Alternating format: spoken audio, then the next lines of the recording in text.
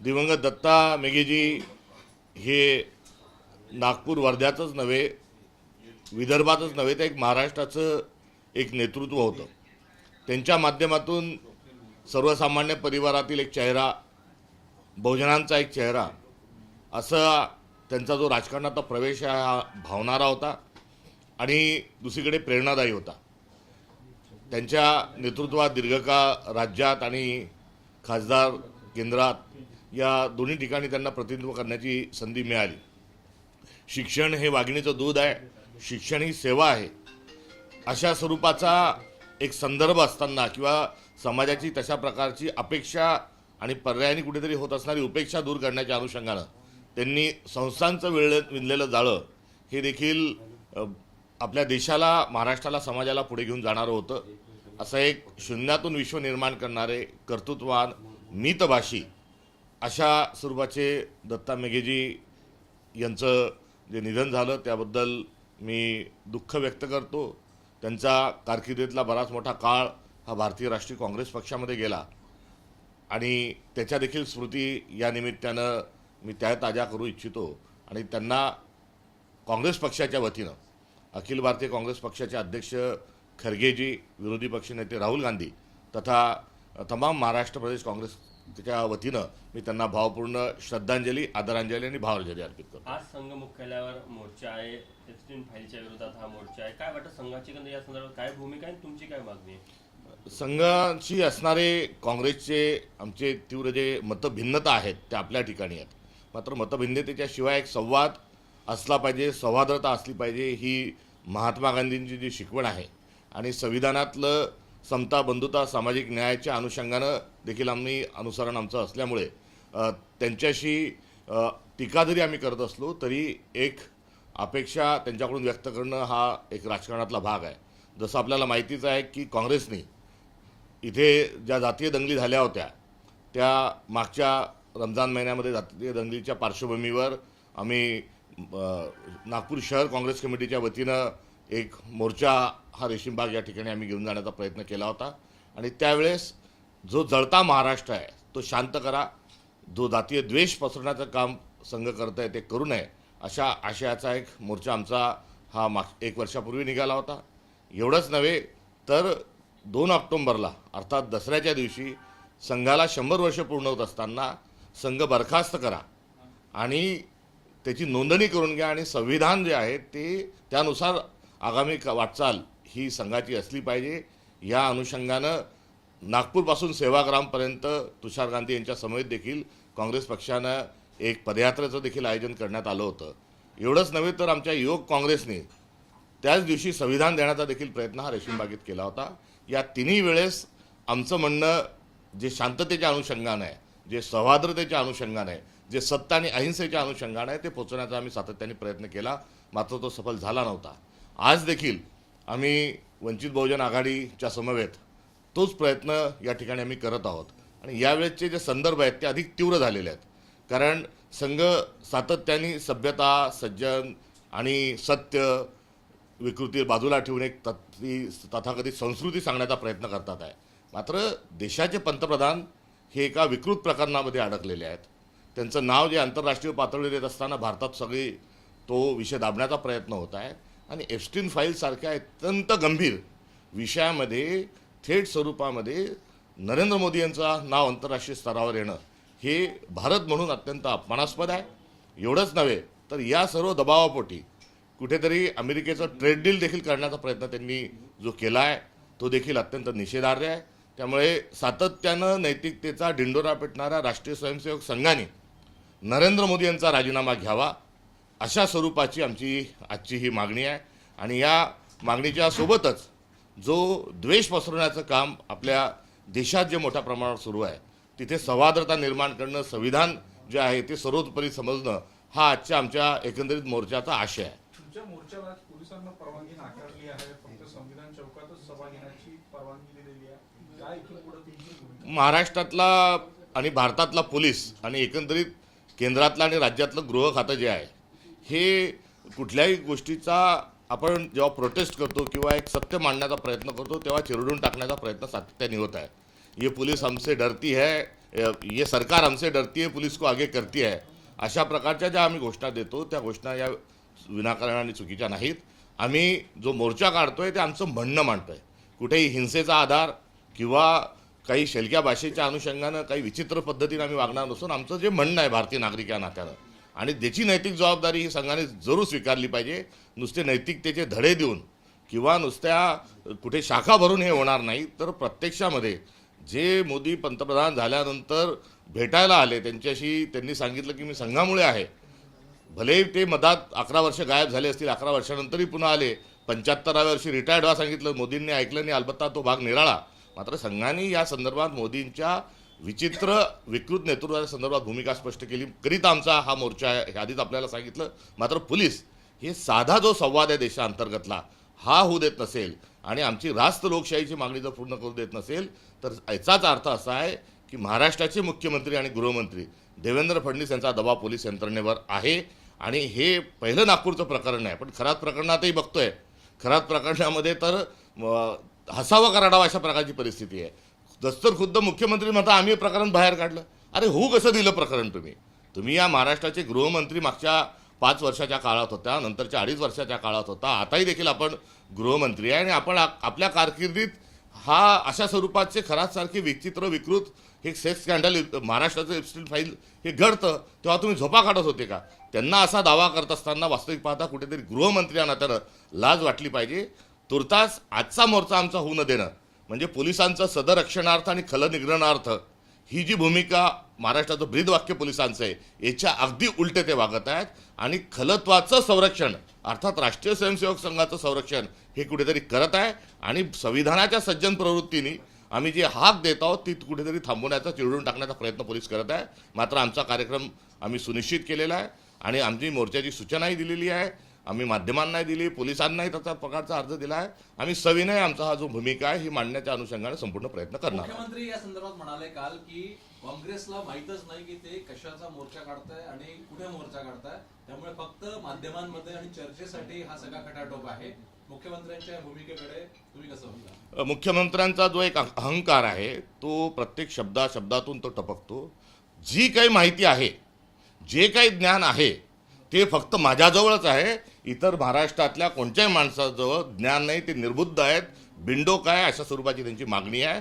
विशिष्ट मक्तेदारांच्याच ज्ञानावर आणि माहितीवर विशिष्ट लोकांचीच मक्तेदारी आहे हा त्यांचा जो अहंकार आहे हा वाक्यातून झळकून येतो. इतर सर्वांना मूर्ख समजणे आणि स्वतःच जे काय आहे सर्वेसर्वा समजणे हा त्यांचा अहंकार या त्यांच्या वक्तव्यातून दर्शून येतो. मला सांगा, काँग्रेसची शक्ती असताना तुम्ही वंचितला घेऊन हा मोर्चा का करता? आणि दुसरं, तुमच्याशिवाय काँग्रेसचे कुठले मोठे नेते या मोर्चात दिसेल ना अशी स्थिती आहे? जे वडीलकीवर असतील किंवा इतर तुमचे नेते असतील ते मुंबईला गेले आहेत. अधिवेशन सुरू आहे.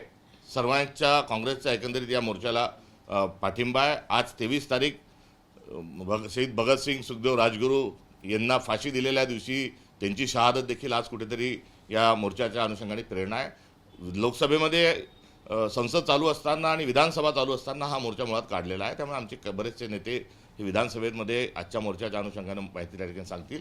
वंचितने यात पुढाकार घेतलेला असताना आमची तीच भूमिका असल्यामुळे हा संयुक्त मोर्चा या ठिकाणी आहे. यामध्ये एकटा दुकटा नव्हे तर ही वैचारिक लढाई आहे आणि काँग्रेस पक्ष संपूर्णतः या मोर्चामध्ये सहभागी आहे.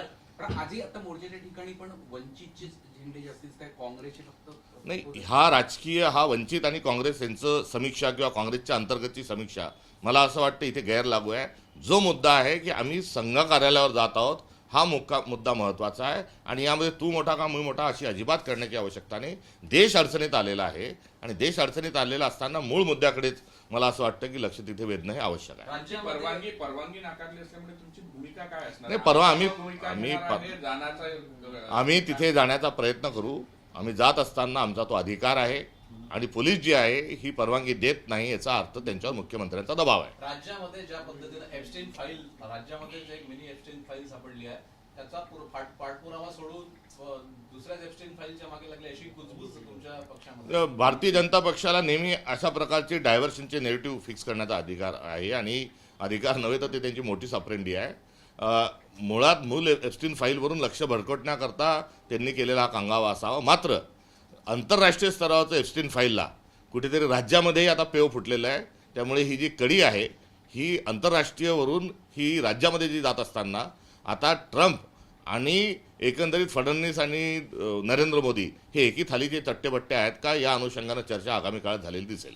खराब प्रकरणामध्ये काँग्रेसची काय भूमिका आहे? काल मुख्यमंत्री म्हणाले की खराबच्या संस्थेला जे पाणी दिलं गेलं होतं, जी परवानगी दिली, तेव्हा काँग्रेसच्या सरकारच्या काळातच तो निर्णय घेण्यात आला. पाणी देणं, रस्ता कुठे होणं, हवा येणं, सूर्यप्रकाश येणं, या सगळ्या गोष्टी निसर्गाच्या किंवा प्रशासकीय पातळीवरच्या असतात. मुळात त्या ठिकाणी एक घाणेरडं आणि विकृत कृत्य चालू असताना तुम्ही मूग गिळून गप्प का होता, या प्रश्नाचं उत्तर हे देवेंद्र फडणवीसांनी दिलं पाहिजे. कारण या काळामध्ये हे जे एप्स्टीन फाईल आलं, हा जो विकृत माणूस त्या ठिकाणी किळसवाने कृत्य करत होता, यातल्या संपूर्ण काळामध्ये जवळपास देवेंद्र फडणवीस हेच या राज्याचे गृहमंत्री होते.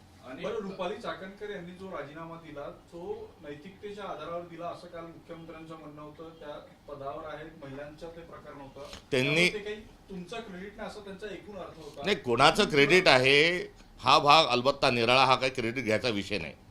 हे फेल्युअर देवेंद्र फडणवीसांचं आहे, हे डिस्क्रेडिट देवेंद्र फडणवीसांचं आहे, ते त्यांनी स्वीकारावं. आणि ते नैतिकतेचा डिंडोरा पिटत असताना जे फोटो सेशन झालं, त्या फोटो सेशनमधले जर प्रारूप आणि स्वरूप आपण राजीनामा देणाऱ्यांचं बघितलं तर त्यावरून कुठेही नैतिकता ही त्या ठिकाणी जाणवत नव्हती, कुठेही पश्चाताप हा त्या ठिकाणी जाणवत नव्हता. आणि राजीनाम्यातच काय लिहिलं आहे की वैयक्तिक कारणामुळे राजीनामा देत आहे. त्यामुळे देवेंद्र फडणवीसांनी वारंवार दिशाभूल करणं किंबहुना खोटं बोलणं हे बंद करावं. अनेक IAS अधिकारी सुद्धा या प्रकरणामध्ये अडकले असल्याचं बोललं. म्हणजे अनेक विभागाचे अधिकारी खरं तर त्यांच्याकडे जात होते. जे अधिकारी असतात किंवा जे काही प्रचलित सत्ताधाऱ्यांमधले पुढारी असतात, यंदा हे नेहमी मुख्यमंत्री कोणाचा ऐकतो, सत्तेतले मंत्री कोणाचा ऐकतात, त्या माणसाजवळ लॉबिंग करण्याचा प्रयत्न करतात.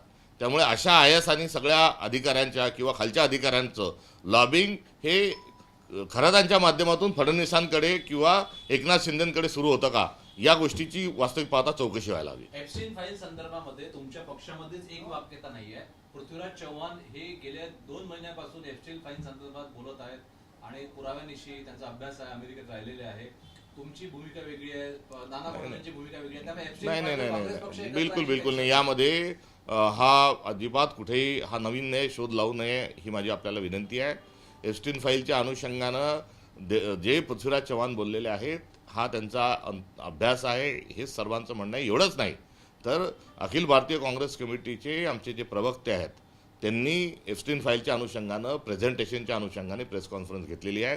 एवढंच नाही तर संसदेमध्ये देखील राहुल गांधींनी एप्स्टीन फाईलच्या अनुषंगानं बोलण्याचा, त्या ठिकाणी मुद्दा मांडण्याचा प्रयत्न केला आहे. मात्र एप्स्टीन नाव घेतल्या नो जे पार्लमेंटचे जे बिर्लाजी जे आहेत सभापती, हे बोलतात, यामध्येच बरंच काही दडलं आहे. त्यामुळे 2 वाक्यता नाही, सर्वजण आम्ही एकच बोलत आहोत आणि परस्पर पूरक या सर्व गोष्टी होत आहेत. हा मुद्दा काँग्रेस जनतेपर्यंत घेऊन जाईल का, याच्यावर आंदोलन करेल का? हा मुद्दा जनतेपर्यंत पोहोचला आहे. जी झेन्झी नावाचे आपण एक त्याला जनरेशन म्हणून अलीकडच्या काळात बोलतोय, जे तरुण जे आहेत हे या प्रकरणामुळे प्रचंड अस्वस्थ आहेत.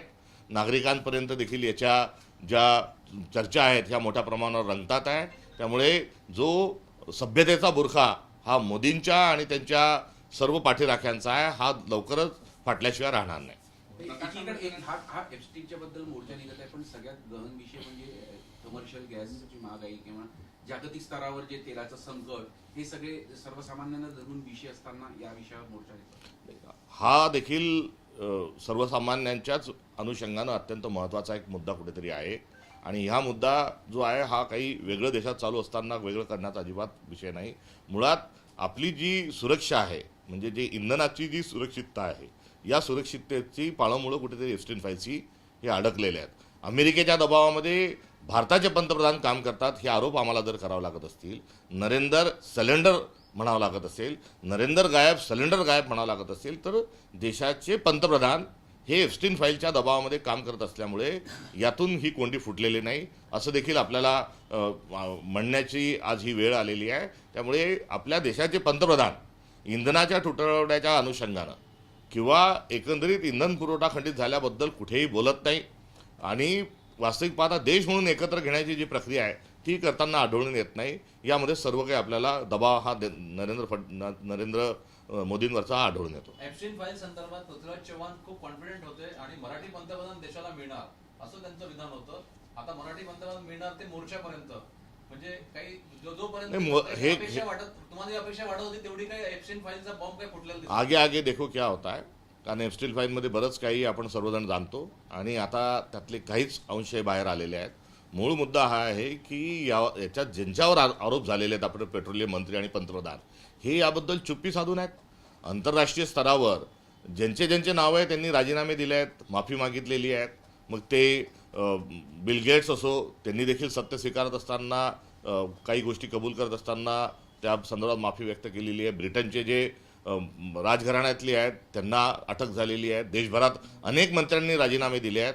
मात्र आपल्या देशामध्ये ज्यांचे दोन नावं थेट स्वरूपामध्ये आहे, हे यावर एक शब्दही बोलायला तयार नाही. राजीनामा देणं तर दूरची बाब आहे. म्हणजे हा कुठेतरी ही गेंड्याची कातडी म्हणायचं का बेशरमपणा म्हणायचं, आता यातच फक्त निर्णय घ्यावा लागणार आहे.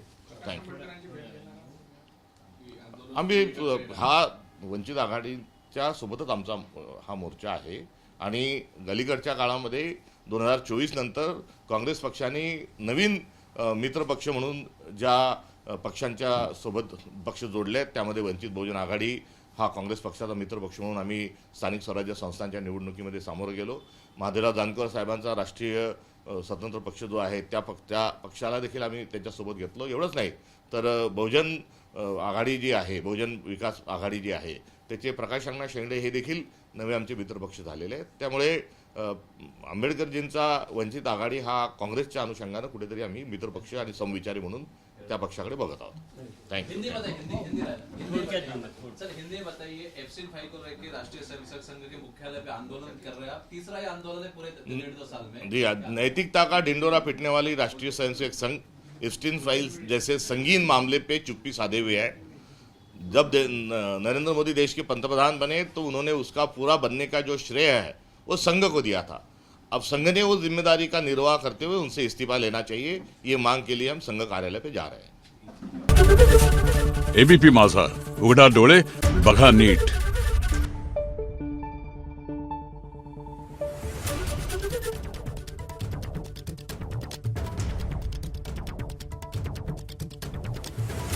Thank you.